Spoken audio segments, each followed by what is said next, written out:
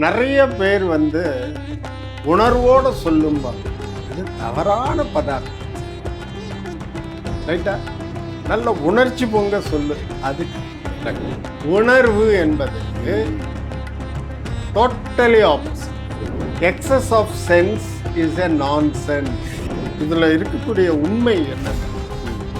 உணர்ச்சிகள் தான் மனிதனுடைய செயல்பாடுகளை தீர்மானிக்க.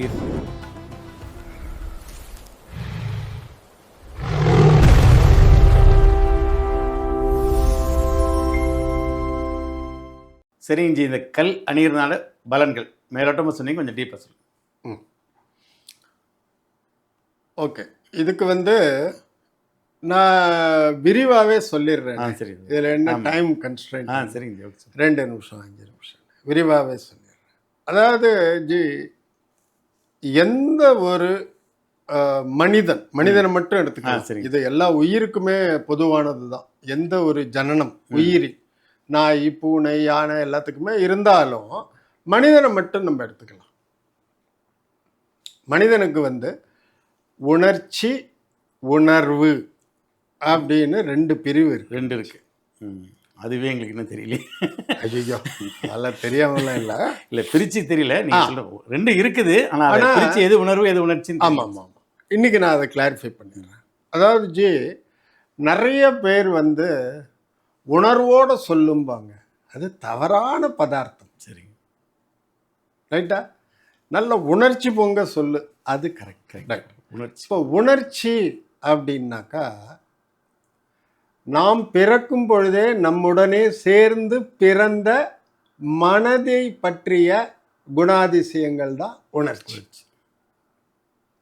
அது உணர்ச்சிகள் அத்தனையுமே உள்ளிருந்து வெளியில வரக்கூடியது. புரிஞ்சுது. புரியுதா? கரெக்டா. இது உணர்ச்சி. இந்த உணர்ச்சி வந்து நம்ம உள்ளத்திலிருந்து வெளியில வரக்கூடிய. ரைட். சரியா? சரியானங்க.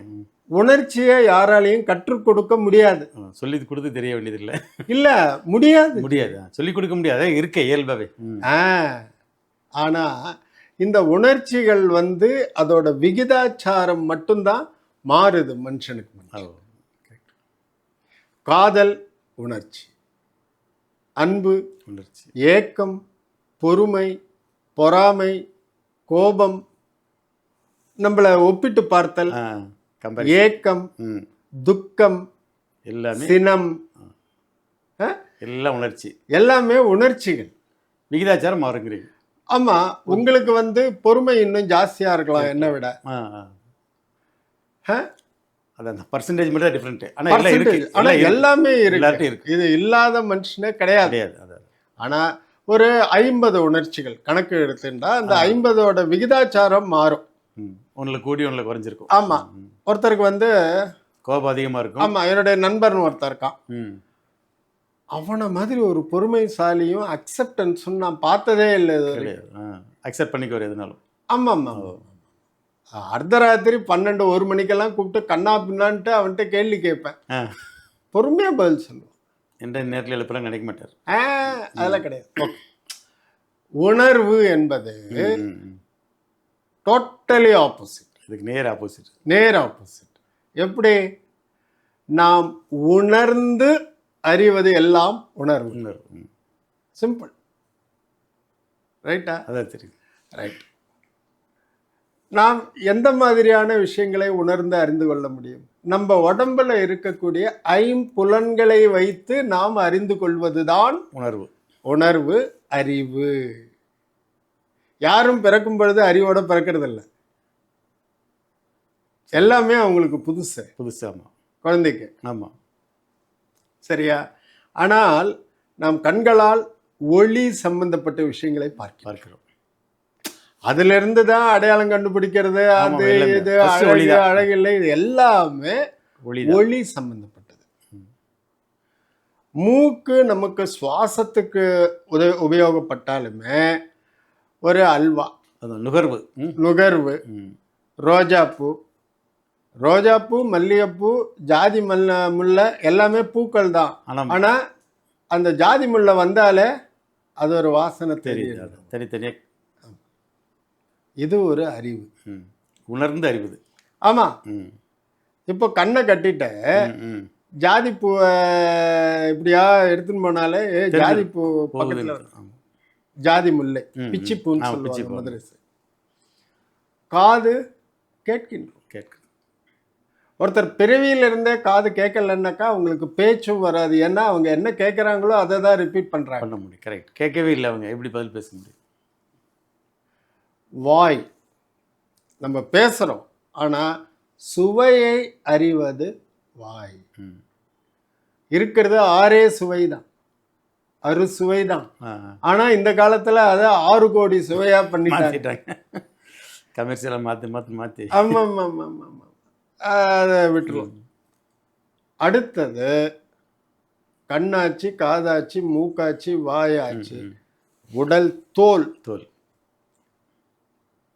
அந்த தோல் வெப்பத்தை வச்சு தான் உணருது. சூடா இருக்கு. ஆமா, யார் தொடறாங்கங்கிறது மோக்கொண்டு அது இந்த ஸ்பரிசம் தெரிஞ்சிடும். ஆமா, இன்னார்தான் நம்ம தொடறோம். ஆமா, பார்வை இல்லாதவர்கள் இந்த பிரெயில் முறையில படிக்கிறாங்க. ஆமா, படிக்கிறாங்க. அப்ப இந்த காது கேளாதவர்கள், வாய் பேச முடியாதவர்கள் கண்ணாலேயே நியூஸ் பார்த்து தெரிஞ்சுக்கிறாங்க, ஏதோ கையெல்லாம் பண்றாங்க. சரியா? ஓகே. ஒரு மனிதனுடைய மூளைக்கு இன்புட் இந்த 5 தான். இந்த 5 இந்த இடத்துல தான் போகுது உள்ள. ஆமா, நல்லா யோசிச்சு பாருங்க. சரியா? சரி, ஓகே. ஸோ இந்த மாதிரி உள்ள போற அறிவு ஒரு கதவுன்னு வச்சுக்கோங்க. இந்த அறிவு வெளியில இருந்து உள்ள தள்ளுது. உணர்ச்சி கதவை உள்ள இருந்து வெளியில தள்ளுது. இப்படி ஆகுது. ஆமா, ரெண்டும் ஒண்ணு உதஞ்சிட்டு இருக்கு. சரியா? ஆனால் வயது ஆக ஆக ஆக ஆக ஆக நமக்கு அந்த உணர்ச்சியோட தள்ளுதல் கொஞ்சம் கொஞ்சமா கம்மியாகுது, குறையுது. கரெக்ட். அந்த ஃபோர்ஸ் குறைஞ்சிருது. ஆமாம், குறைஞ்சுதான் ஆகணும். ஆனா இந்த அறிவோட நாலேஜ் இன்புட்டை பல வகைகள்ல உள்ள போய் அந்த உணர்ச்சி எல்லாம் மழுங்கடிக்குது. ரைட். அதனால தான் ரொம்ப படிச்சவங்க, மெத்த படிச்சவங்க, பெரிய விஞ்ஞானிகள், ஆராய்ச்சி பண்றவங்க, அவங்கெல்லாம் பார்த்தா ரொம்ப டல்லா இருப்பாங்க. அவங்கள்ட்ட சந்தோஷத்தோட வெளிப்பாடோ, துக்கத்தோட வெளிப்பாடோ, மகிழ்ச்சியோட வெளிப்பாடோ எதுவுமே இருக்காது. நான் கூட விளையாட்டா சொல்லுவேன், excess of sense is a nonsense. Excess nonsense. ஆமா, ஒரு மனிதனை மனிதனாகவே வைக்கக்கூடியது உணர்ச்சிகள் தான். உணர்வுகள் அல்ல. இல்லையா? நம்ம உணர்வுகள் மாற்றி விட்டுரும். ஆமா, மாற்றியும் விட்டுரும், அமைக்கிடும். ரைட். அப்போ இந்த உணர்வு பர்மனன்ட்னு எதை சொல்கிறோம்? இப்போ நம்ம முன்னாடி ஒரு வாட்டர் பாட்டில் இருக்கு. எனக்கும் பாட்டில் தான், உங்களுக்கும் பாட்டில் தான். ஆமாம், இல்லையா? ஆமாம். அது உள்ளே இருக்கிறது என்ன? தண்ணீர். அது எனக்கும் தண்ணி, உங்களுக்கும் தண்ணி. நீங்கள் மகிழ்ச்சியாக இருந்தாலும் அது தண்ணி தான், கோபமாக இருந்தாலும் தண்ணி தான். எல்லாருக்குமே அதுதானே. நீங்கள் ஒரு நல்ல மன அமைதியோடு இருக்கக்கூடும் போது அதை மெதுவாக குடிப்பீங்க. கரெக்ட். ரொம்ப கோபமாக அவசரமாக போகும்பொழுது பாட்டிலை திறந்து மேலே கீழே எல்லாம் ஊற்றி கொஞ்சோண்டு கொட்டிட்டு அதை மூடுறோமோ இல்லையோ தூக்கி எறிஞ்சிட்டு போயிட்டுருக்கோம். ஸோ இதில் இருக்கக்கூடிய உண்மை என்னன்னா, உணர்ச்சிகள் தான் மனிதனுடைய செயல்பாடுகளை தீர்மானிக்க. இதை ஒரு மனுஷன் புரிஞ்சுட்டால பாதி தொந்தரவு கம்மியாயிடும். நிஜமா. அதனால தான் நான் இந்த டாபிக் உள்ள இவ்வளவு போறேன்னா, ஒரு மனோதம் அமர ஆயிடுச்சு. ஆமா, இந்த உணர்ச்சி மனிதன். ஆமா, ஓகே. ஸோ அதுக்குன்னு சொல்லிட்டு படிக்காமலே எதுவுமே தெரிஞ்சுக்காமலே இருக்க முடியுமா? முடியவே முடியாது. ரொம்ப ஓவரா உணர்ச்சி வசப்பட்டு குழந்தை மாதிரியே கடைசி வரைக்கும் இருந்தா வாழ்க்கை போகுமா? போகாது.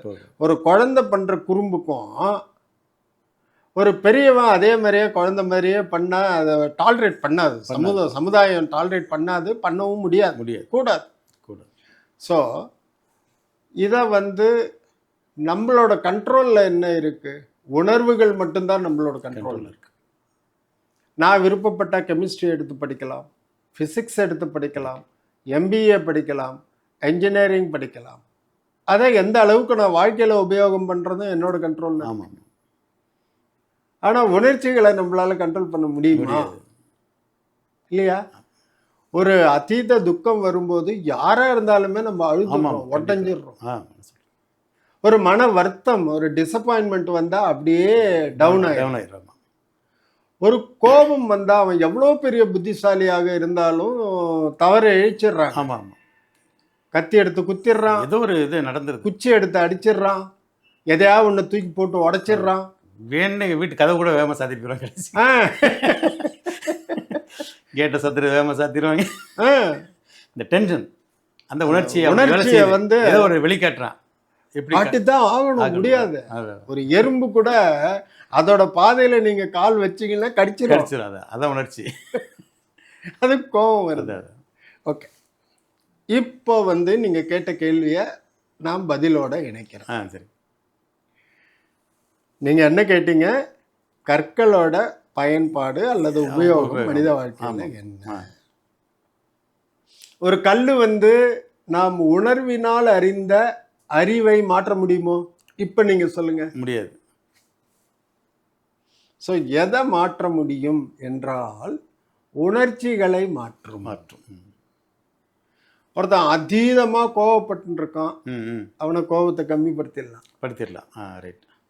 அவன் நல்ல புத்திசாலியா இருப்பான், கடைசியில் அவன் கோபத்தினால அந்த வார்த்தைகளை விட்டுருவான், சாமான்களை உடச்சி தூக்கி போட்டுருவான். ஆமாம். ரொம்ப நேரம் ட்ரை பண்ணி ஒரு விஷயம் சரியா வரலன்னா ஓங்கி சுத்தி எடுத்து ஒரு அடி அடிச்சான்னாக்கா அது உடஞ்சிடும். உடம்பு. இல்லையா? இல்ல சதா சர்வ காலம் சதா துக்கின்னு சில பேருக்கு பேர். என்ன சொன்னாலும் துக்கப்பட்டுட்டே இருப்பாங்க, என்ன சொன்னாலும் குறை கண்டுபிடிச்சுட்டே இருப்பாங்க. ஒரு தங்க தாம்பாளத்துல ஃபர்ஸ்ட் கிளாஸா ஆர்ட் எல்லாம் ஒரு இதெல்லாம் பண்ணி என்கிரேவ் பண்ணி கொடுத்தா கூட இந்த முனையில கொஞ்சம் இது பண்ணிருக்கலாம். ஸ்க்ராட்ச் பண்ணி இருக்கிற மாதிரி இருக்கு, இதை பாத்தியாம்பாங்க. அப்படின்னு ஒருத்தன் ஒரு மாசம் உட்காந்து நல்லா நீட்டா மயில் அது இதெல்லாம் வரைஞ்சி வர்ணம்லாம் அடிச்சு ஒரு தங்க தட்டை கொடுத்தா கூட அதில் ஒரு குறை கண்டுபிடிப்பான். ஆமா, இந்த மாதிரி நிறைய பேர் இருக்காங்க. அது ஓகே, அதை விட்டுறலாம். ஸோ இந்த மாதிரியான வெளியில் தெரியாத, சாதாரணமாக கண்டுபிடிக்க முடியாத உணர்ச்சிகளில் உள்ள குறைபாடுகள், தட் மீன்ஸ் மனக்குறைபாடுகள். அதான் அந்த மனக்குறைபாடுகள், தட் மீன்ஸ் ஒருத்தனோட அவுட்புட். ஒரு மனிதனுடைய திறமையை வளர்க்கக்கூடியது இந்த கற்கள். ஆனா டைரக்டா போயிட்டு அதுக்குன்னு சொல்லிட்டு என்கிட்ட வந்து விதண்டாவாதமா கேட்கணும்ட்டு நான் வந்து ஒரு கல்லு போட்டுக்கிறேன், எனக்கு நேத்து வரைக்கும் நீச்சல் தெரியாது, இன்னையில இருந்து நீச்சல் வந்துருமா அப்படின்னா கேட்க முடியாது. கேட்பாங்க. அந்த மாதிரி சில ஆட்கள்லாம் இருக்காங்க, குதர்க்கமா இருப்பாங்க. ஆமா, நீச்சலை கத்து தராது, ஆனால் தைரியமா போய் தண்ணியில குதிச்சு அந்த நீச்சலை கத்துக்கலாங்கிற மனநிலையை அந்த மனநிலையை மாற்றும். புரியுது. ஒரு எபிலிட்டியை அக்வயர் பண்ணணும்னா ஃபர்ஸ்ட் ஆஃப் ஆல் அதற்கான டிட்டர்மினேஷன் வேணும், அதற்கான உந்துதல் இருக்கணும், அதற்கான டிரைவ் வேணும். அதையெல்லாம் கொடுக்கக்கூடியது நவரத்தனம். ஸோ ஒருத்தரோட வாழ்க்கையையே புரட்டி போட்டு மாற்றக்கூடிய அளவுக்கு சக்தி அந்த கற்களுக்கு உண்டு. ஆனால் நடக்கக்கூடிய விதம் உள்ளிருந்து அந்த மாற்றங்களை தரும். ஒரு ஆளை தண்ணியை பண்ணவே மாட்டேன்னு சொல்லிட்டு இருக்கிறவன ஓகே நான் ட்ரை பண்ணி பார்க்குறேன் அப்படிங்கிற மனநிலைக்கு உந்து சக்தி கொடுக்கும். அது பிரபஞ்சத்திலிருந்து வாங்கி கொடுக்கும். பிரபஞ்சம் நம்ம ஃபர்ஸ்ட் கிளாஸ் டாப்பிக்கை திரும்ப தூண்டி விட்டீங்க. இந்த எல்லாத்துக்குமே காரணம் பிரபஞ்சம். அதுதான் அந்த அணிந்ததோட அவனுக்கு அந்த தைரியம்.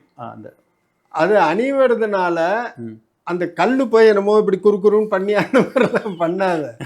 அது வந்து அந்த காலத்துலலாம் நம்ம டிரான்சிஸ்டர்லாம் யூஸ் பண்ணோம். அதில் ஒரு ஆண்டனா ஒன்று இருக்கும், டெலஸ்கோபிக் ஆண்டனா. அதை இப்படியே உருவி நீட்டி விட்டா கரமுறைன்னு இருக்கிற ஸ்டேஷன்லாம் நல்லா பேச ஆரம்பிச்சு. அப்போ அந்த ஆண்டனா வந்து சிக்னல் எடுக்குது. அந்த எலக்ட்ரோமோட்டிவ் ஃபோர்ஸ் அந்த இது வருது இல்லையா, ஆமா. ரேடியோ வேவ்ஸ், அதை இழுத்து அந்த டிரான்சிஸ்டருக்கு கொடுக்குது. அதேதான். அதே மாதிரி தான் இந்த கல் வந்து ரொம்ப சிம்பிளா சொல்றீங்க. அவ்வளோதான் ஆண்டனா. ஆண்டனா. அவ்வளவுதான். எஸ், நமக்கே இயற்கையில் இருக்கு. ஹைபாதலமஸ்ல இருக்கக்கூடிய இருக்குது. நியூரோ டிரான்ஸ்மிட்டர்ஸ், டிரான்ஸ்பாண்டர்ஸ், எல்லாம் இருக்கு. செரோட்டினின், இது எல்லாமே உள்ள இருக்கு. இருக்கு. இருந்தாலும் அதோட சக்தி நிர்ணயிக்கப்பட்டுள்ளது. அதை கொஞ்சம் சாஸ்திரோத்தமாக அதிகப்படுத்தக்கூடியதுதான் இந்த கற்கள். அதுக்கு தான் ஞானிகள் கண்டுபிடிச்சிருக்காங்க. சரி சரி. புரியுறதா? ஓரளவு ஒரு தெளிவு கிளியரா இருக்கு. எல்லாருக்குமே புரியும். சரி சரி. ஸோ இந்த கற்கள் வந்து ஒரு மனிதனுடைய பெர்சனாலிட்டி, உணர்ச்சி பூர்வமாக அவனோட நேச்சுரல் கான்ஸ்டிடியூஷனில் வந்து சின்ன ஒரு அட்ஜஸ்ட்மெண்ட் பண்ணுது. அதுவும் ரொம்ப பெரிய மேஜர்லாம் கிடையாது, சின்ன அட்ஜஸ்ட்மெண்ட். அதுவே வந்து பெரிய லெவலில் ஒரு மாற்றத்தை பெரிய லெவலில் மாற்றிடும். ஆனால் அந்த மாற்றங்கள் நடந்த நிகழ்வுகள் வந்து பர்மனண்ட்டாக இருக்கணும்னா அதுக்காக சில விஷயங்களை அவங்க பண்ணித்தான் ஆகணும். சரி. அது கிடைச்சா அடுத்து போக போக பார்த்துடலாம்.